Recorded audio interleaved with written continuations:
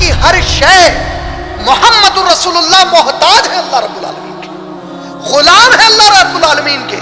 محمد صلی اللہ علیہ وسلم کو ضرورت پڑ جائے تو وہ اللہ کو پکارتے ہیں.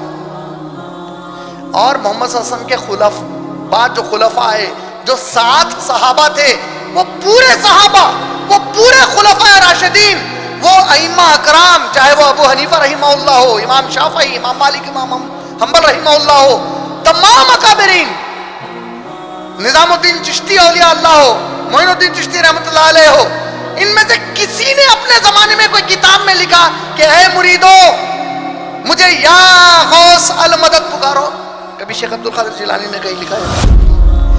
کسی نے ان کی حیات میں یہ جملہ ان سے کہا؟ کسی مائی کے لال کی ہمت ہے کہ علی رضی اللہ تعالیٰ عنہ کی موجودگی میں یا علی مدد کہہ دے؟ اور سوچو اس کا حشر اس کے بعد کیا ہوگا کہ وہ موجود ہوں یہاں پر اور ان کے سامنے ان سے کہے یا علی مدد. تو سوچو علی رضی اللہ تعالیٰ عنہ اس کے بعد کیا کرے؟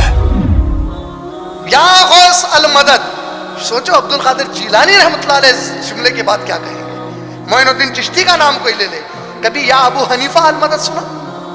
کیا وہ ایسی تعلیم دے سکتے ہیں؟ یا ابو بکر المدد، یا عمر المدد، یا عثمان المدد؟ کبھی ان میں سے کسی کو کسی صحابی نے ایسے پکارا؟ کبھی کسی صحابی نے یا محمد الرسول اللہ المدد کہا؟